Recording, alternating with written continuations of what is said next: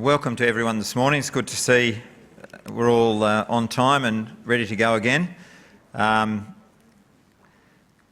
We've certainly, over the last day, a lot of the time was devoted to the focus on Asia and the opportunities that are availing themselves there for agricultural exports. We did touch on the Americas, and we're now moving on to Europe and the Middle East. And I think one of the messages that occasionally gets put about is the need to make sure that in being attracted like moths to the flame of Asia, we don't end up ignoring some of the longer term and important markets that have been the mainstay of agricultural export trade from Australia for a long while. So I suspect that will be some of the messaging that we get to talk about this morning. Our first speaker to talk about opportunities and issues associated with agricultural trade in Europe and the Middle East is Suzannah Wright, who's the Chief Executive Officer of the Australian Arab Chamber of Commerce and Industry. Suzannah's actually had a fascinating career in legal areas, working in Oxford University, working in Europe, working in the Middle East, and occasionally, she tells me, engaging in dinners and lunches with some of the most senior levels of the Saudi royal family and that sort of ilk. So she's certainly very well connected and very well qualified to talk to us about trade issues associated with Australia's involvement in markets in the Middle East. So please welcome Suzannah Wright.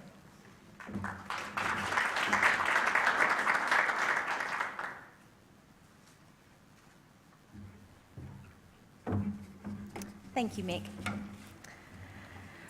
So today I'm going to talk to you about trends in trade and agriculture trends in trade of agricultural products from Australia to the Middle East. In particular, I'm going to be talking about meat. So when I'm defining agriculture products, I'm excluding hides because I think hides is a byproduct. We don't develop or grow livestock for the hide. A hide is a byproduct. So that's sort of a caveat for some of these coming slides. So there's an increase in interconnectivity between Australia and the Arab world. There's 156, I think I said, yeah, 156 flights per week leaving Australia going to the Arab world. There's a 70% correlation between an increase in flight activity and an increase in trade. So our connection with the Arab world now is greater than it's ever been before. And in some of the coming up slides, I talk particularly from 2012 to 2014. This is when the Emirates have come, Etihad, we've now got Qatar Airways, potentially Saudi Arabian Airlines are on the way as well. So we have an amazing opportunity to be taking out premium product. And as we often speak about what can Australia do, if we looked at, what's our comparative ability to supply China, what is it, 1.3, 1.7% or something. So we can constantly say we're a high value, high expense market. So we need to be able to be positioning ourselves and our product in the market at the right price point, which means chilled. And this is where the interconnectivity is creating enormous opportunities for Australian agriculture into the Arab world. By 2020, the Arab world will be importing $60 billion worth of food products. Some countries are at 97% import dependence, the average is 90%. So this market is not going away. It's a young, growing, dynamic market. We currently supply 4.4 billion. The Middle East, or the Arab world, overtook China as Australia's single largest agricultural export market in 2012. In 2014, China took $3.7 billion worth of agricultural product from Australia. The Arab world took 4.4 billion. It's already our most important market. It's already our biggest trading partner. And we have continually kept our eye perhaps a little bit too far east or north. And we need to just move it up look aside, because this market's already there. They're already our trading partners. We're not talking about creating opportunities. We have these opportunities. By 2020, $60 billion in food product. If we do absolutely nothing just to maintain our market share, which is roughly 10%, so it's 45 billion at the moment, so maintain market share at roughly 10%, our agricultural exports to the Arab world will increase by default by 30%. So this market is absolutely roaring. We're already there. It's already our biggest and most important market. But what about growth? What if we actually did something to grow this beyond the default of a 30% trade just by definition? So what's driving it? Why is this happening? So positioning of the Arab world post the post oil. Obviously, they've got enormous resources. They want to diversify their economy.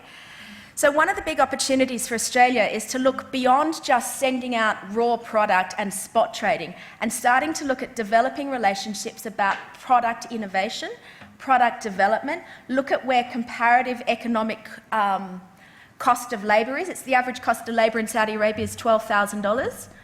The average cost of labour in Australia is about 70. So if we're going to be processing, or 65 or something, if we're going to be processing, boning, value-adding the product, we've got air freight interconnectivity, we've got cheaper labour. So there are opportunities to actually create economies of scale. There's opportunities to carve out niche markets and arbitrage by being creative about these markets. Obviously, training the local workforce is really important to this region. Their secondary sector is one that they're really, really keen to grow. And water and food security. So 16% of merchandise imports in the GCC is food related. The average, it's 9% worldwide. So food is an important consumable product. And in terms of disposable income, what's your spending money at the end of the day? There's a lot of anecdotal evidence. When I was in Saudi recently, I was asking friends, housewives, friends' mums, how much money do you spend on food as a proportion of your disposable income? Not as a proportion of your total amount, but once you've paid all your bills and everything else, as a proportion of your disposable income. It's around 50%. So food, high-value food, good quality food, they actually value, and it is part of their social fabric. The other interesting statistic, GDP per capita in Saudi Arabia is 52,000 purchasing power parity, 48,000 purchasing power parity in Australia. So again, it's a high-value, high-capacity market. So what is the Arab world? We as the Australia Arab Chamber of Commerce and Industry represent bilateral trade between the 22 Arab League states and Australia. So it's a fairly diverse group of countries. But in reality, we tend to have a bigger concentration around the GCC, the General Cooperation Council. So it's the 6 Gulf states, Kuwait, Qatar, Bahrain, UAE, Oman and Saudi Arabia. 420 million people live in the Arab world. From Saudi Arabia, within 3 hours you can reach 230 million people. 9 billion in exports, 6.5 billion in imports. So the terms of trade are already in Australia's favour. Our trade with the Arab world is 14 billion in total. And they're obviously incredibly well endowed with natural resources. So how do we actually make the most of it? Where's our comparative advantage? What I've done is I've taken a set of statistics and then done a correlation analysis across to the Arab world on this set. And clearly, agribusiness is out in the lead. That is the one thing that we do better than any other sector in Australia in terms of trade with the Arab world. And that's why we're already, the Arab world is already our leading market. Mining, gas processing, tourism, education, oil and wealth management, that's financial services, our superannuation industry. They're the sectors, they're the areas that we as the Australian Chamber of Commerce and Industry are focusing on, because that's where I think Australia has a comparative advantage and where we can really make inroads quickly. So key drivers: a growing population, lack of sustainable water supplies, They can produce, as you can see, they can produce, but it's a high-cost production. When they were subsidising their wheat, it was about $600 a tonne, the total cost of production. They made a decision in Saudi Arabia in 2007 that they were going to stop subsidising water. By 2016, there is no water subsidies in Saudi Arabia for wheat production. That is a 3 million tonne market that has come online 2016. In 2004, Saudi Arabia exported wheat. They produced more than they needed. So they can produce it. It's that they have a high cost of water. Possible options to achieve food security. They can increase domestic production. And there are some sectors they still are. Alfalfa is another one. They're going to stop water subsidies by 2018. So they are, actively growing their horticulture sector, the soft vegetables. Hard vegetables they can't grow. So where the areas as agricultural producers you need to think about is what can't they produce efficiently and effectively. They can and do have a very large and active agricultural industry. So they could either buy or lease agricultural land offshore, or they can establish long-term trading partnerships with agricultural producers and traders. This is about the Australian agricultural industry moving beyond spot trading and starting to enter into long-term trades. When I was with the Oxford University, I taught a lot of training courses about, I was in their energy division, and we used to teach companies like Enron and TXU and BHP or BP and companies all over the world about how to trade financial products in the energy market. Less than 10%, and I think it's actually closer to 5%, of all oil products are traded spot. 95% is long-term trading. This is where the agricultural industry needs to move as well. We have to move ourselves out of spot, build relationships, make commitments, because then we're actually going to have the ability to make long-term planning decisions for our own enterprises. So, back onto meat. Total meat exports by country. Saudi Arabia is by far the biggest, and it's predominantly in beef. UAE, Jordan, UAE is probably our other big market. UAE is tending more to be a trading hub.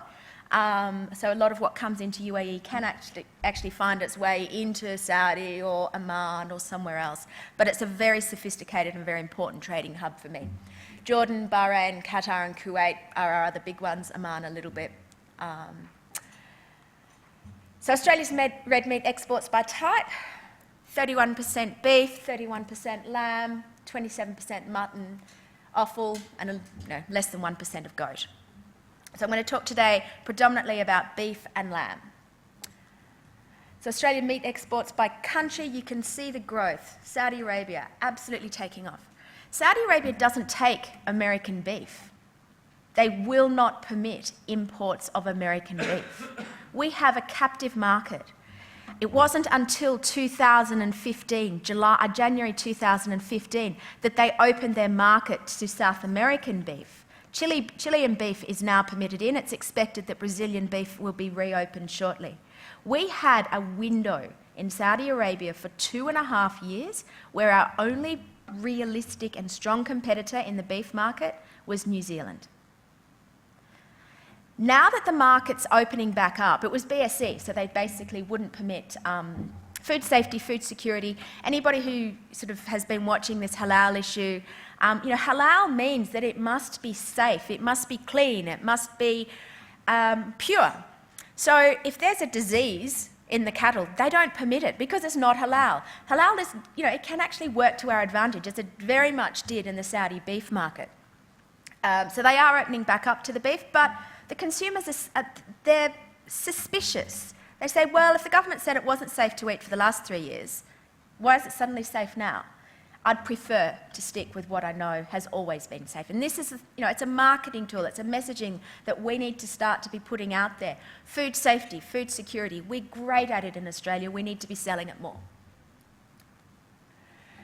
So Saudi meat exports by type, you can see the growth in beef. Lamb is growing, it's just that it's comparatively smaller. Bearing in mind, these figures are per quarter, so this is Q4 2014. December, so what are we talking? October to December 2014. There's been a lot stronger growth in lamb going into the UAE. Jordan, Jordan's come off a little bit. Jordan can be a bit of a trading hub as well. Bahrain, massive growth in lamb. But what's done is there's been a substitution. Mutton has come back a bit, lamb's gone up. Part of that also is, this growth in interconnectivity, realising now that we can bring in chilled carcasses, the better quality for those carcasses, market moves that way. Qatar, again, big growth in lamb. Beef stayed fairly static. Kuwait's actually come off on the mutton. The beef's gone up. The lamb hasn't moved that much, which is an interesting market in Kuwait.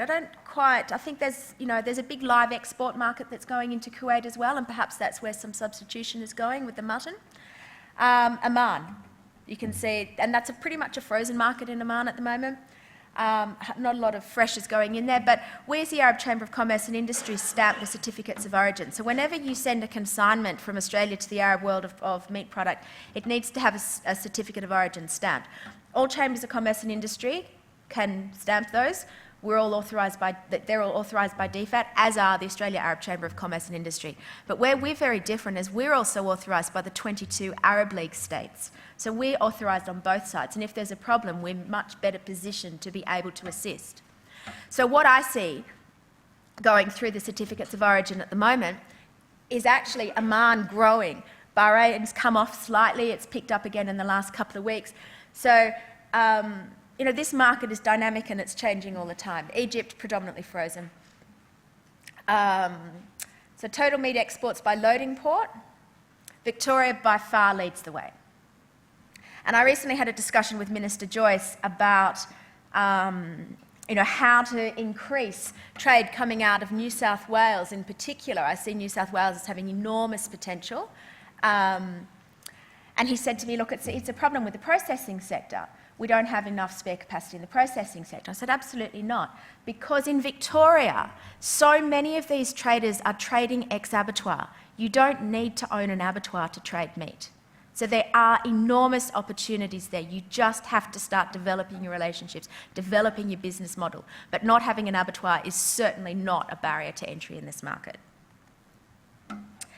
So New South Wales, if we go through total meat exports, huge growth coming up in 2014 in Saudi Arabia for beef. I'll sort of just race through these ones because I go and I look in more depth at beef in a minute. Victoria is a very strong market.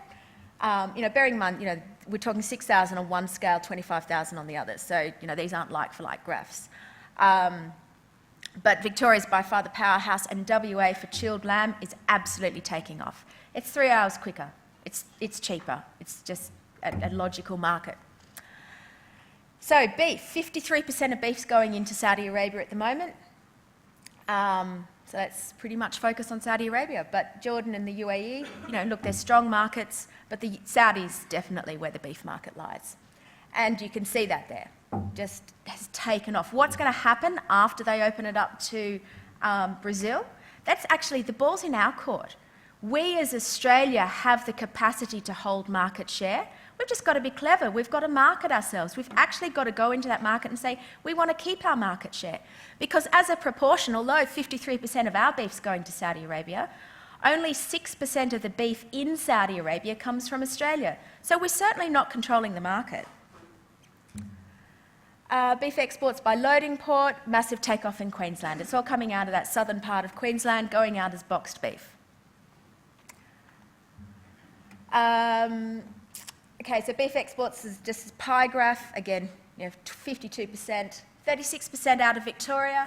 Then there's an interesting interplay as to what's going to happen with the live export prices. The live export price, is as the buyers are pushing further and further south, coming into the Roma sale yards and whatever else, buying up more and more cattle at export prices, are we going to see an increase in this trade of boxed beef coming out of the southern states? Because there's a market opportunity. Because we're getting a bit more price arbitrage, as basically coming out of Queensland is it's not cheap, but relatively it's more cost effective at the moment. That's why it's coming. If we're getting an increase in price, these graphs might look very different in 18 months' time. 31% of beef's chilled, 69% frozen. Again, increase in interconnectivity. You will expect to see that change. It's a premium packaging. It's a premium branding. bringing in chilled beef is a superior product to frozen beef, and it's a matter of marketing that. It's a matter of getting it on the shelves. And look, like I said, Queensland's dominating the market at the moment, less than 1% from WA. It's no surprise because there's only one meat processor at the moment. There's two. There's the abattoir in Broome, but pretty much we're talking Harvey beef, and they obviously have a very strong focus into China. So frozen as opposed to chilled, this is what I've been talking about, interconnectivity, increase in trade. It's the chilled market that's taking off. It's taking off everywhere. Jordan, again, Kuwait. The interesting thing though, if you look at all these graphs, although the chilled market is taking off, the frozen market it's not at the expense of the frozen market. This is in addition to. So we're not finding substitution that much. There's a few markets where there's been a bit of substitution, but in general, the frozen market still holds its share, but the chilled market is the growth sector. And 3 or 4 years ago, where I had that pie graph, actually I'll talk to you about it in lamb when I get to it, but there's a pie graph where I talk about proportion chilled and proportion frozen. 3 years ago, it was almost the inverse of that. The market has completely switched on lamb. Lambs are easy to get into the belly of a plane. Egypt, like I said, Egypt's a bit more of a frozen market. Qatar has I think, probably substituted across. Morocco, it's all frozen. There's a 200% tariff in Morocco, so it's a bit difficult. But in most of these GCC countries, we're talking a 5% tariff. So when the government are talking about wanting to do a free trade agreement, it's absolutely fantastic to do a free trade agreement, but we're only talking about a 5% tariff.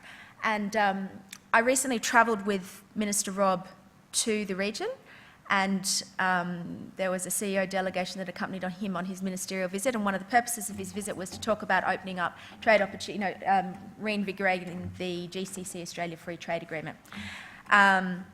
The Australian government have said to the GCC countries that in order to reinvigorate their free trade agreement, that so the GCC countries have said, well, actually, free trade agreement's a great idea and it's something we're definitely interested in, but we only have time to negotiate 2 at a time. They're intensive, it takes a lot of work, there's 6 of us, so we've got to manage our time, manage our resources. We are competing with China. We are competing with India. We are competing with Canada. They're only going to take the top 2. I think it's a fair guess to say that China and India are their top 2. Interestingly, what the Australian government have said to the GCC states is, we won't enter into a double taxation agreement and we won't enter into an investment protection agreement until you agree to enter into discussions for a free trade agreement. Now, with no double taxation agreement, that is what's holding back our investment. So they want to come into Australia, they want to be investing, they want to be looking at ports and whatever else, but there's no double taxation, there's no investment protection. We as the Arab Chamber are strongly advocating that in fact the Australian government reduce this codependency of saying that you must enter into negotiations on a free trade agreement before we'll do an investment protection or double taxation agreement, simply because are we going to be in the top 2? Probably not. Therefore, are we losing out on 5 to 7 years of investment for the sake of getting agreement on a free trade agreement when we're only talking 5% tariff? So I'd encourage all of you to actually make this same message to the government. If we want investment into our agricultural industry, free trade agreement is not the be-all and end-all. Take an incremental approach, build up goodwill through negotiating a double taxation, through negotiating an investment protection, then we move to the free trade agreement. Just finally, just grass-fed as opposed to grain-fed. Obviously, there's a huge dominance of grass-fed into the market. And when I was in Saudi recently, I actually was talking to a lot of the supermarkets, and I asked them, is this because it's what you're getting, or is this because it's what you want? And often, you see trading statistics, and often it is just a product of a relationship as opposed to a market preference, bearing in mind we're only 6%. But on the grass-fed, grain-fed, they said that a lot of their customers actually prefer grass-fed. They've done taste tests and bits and pieces. So, that's Saudi Arabia. I don't know. Jordan is predominantly a grain-fed market, but the others tend to, you can see that there. So Jordan's predominantly grain-fed, UAE, everywhere else is pretty much grass-fed. So I'm going to finish up there. I haven't moved on to lamb yet, but perhaps another day we can talk about lamb, because again, it's a very dynamic and interesting market, but it's the beef market that's growing, and it's Saudi Arabia where the market opportunity lies. Thank you.